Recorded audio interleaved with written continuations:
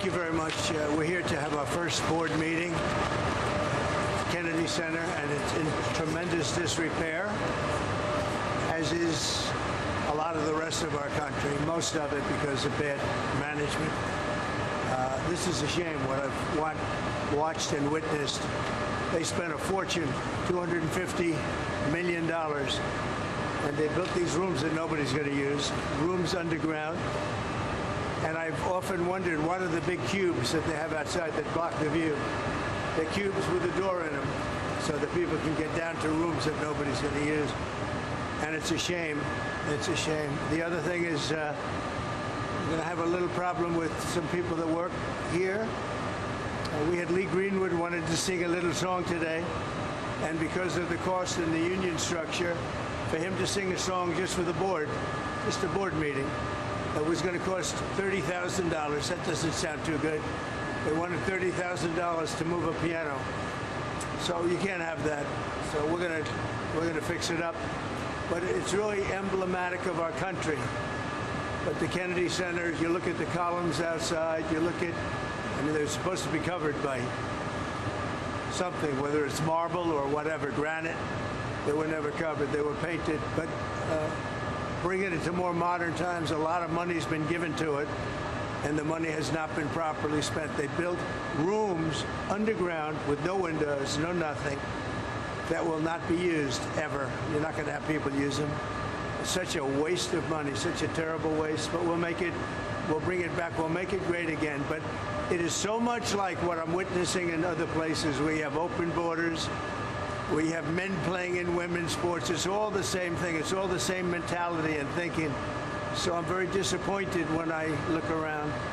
The bottom line, it has tremendous potential, and we'll work with Congress. As you know, it's a very public facility, and we'll do what has to be done. We'll be having a meeting with the Speaker in the not-too-distant future. I think it's important to save this structure in this building. I think maybe we close up some of the work that's been done and built because it was done terribly. It was done terribly. The concept was very bad. Mr. President, why was it so important for you to come here today to the Kennedy Center?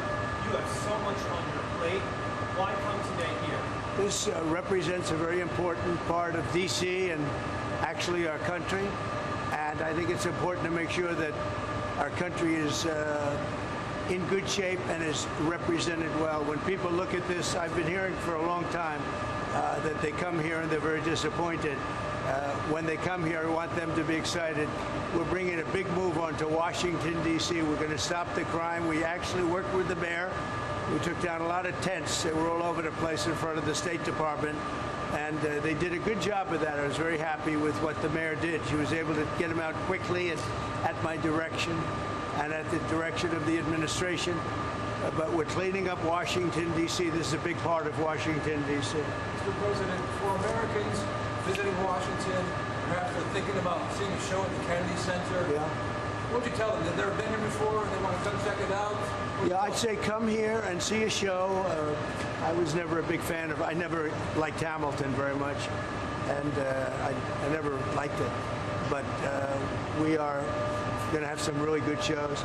I would say this, come here and watch it, and you'll see over a period of time it'll improve very greatly physically, and we're going to get some very good shows. The thing that does well are Broadway hits, and we have some beauty. I guess we have Les Mis coming, and we have some others, but the Broadway hits have done very well. So I'm going to spend some time. We have a good board.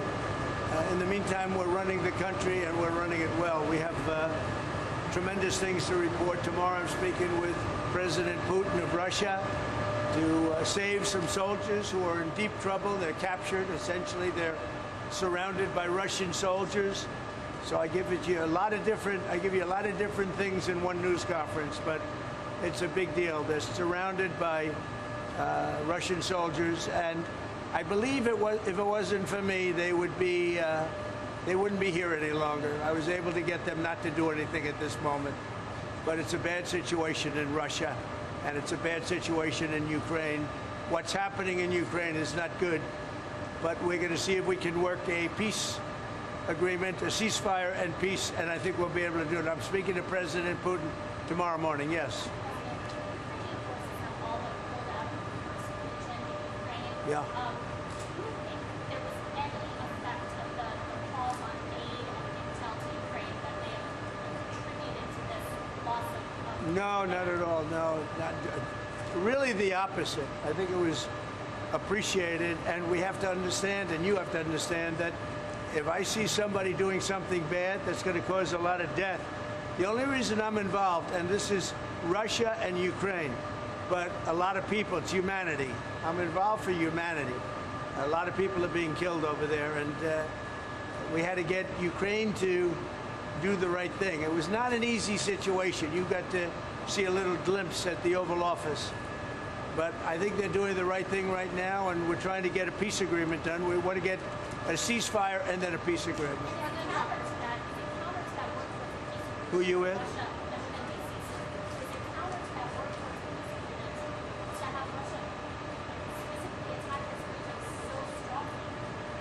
So we're going to see how it all works out.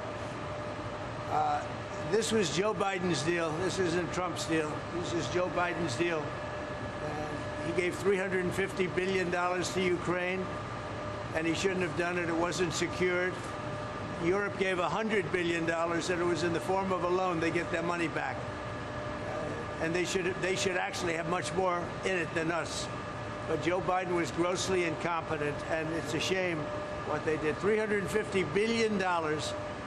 We could have rebuilt our entire Navy for that kind of money. Mr. President, sir, there were 18 Secret Service agents protecting Hunter Biden in South Africa this weekend. Who's paying for that, and do you plan to revoke the Secret Service protection? Well, we have done that with many.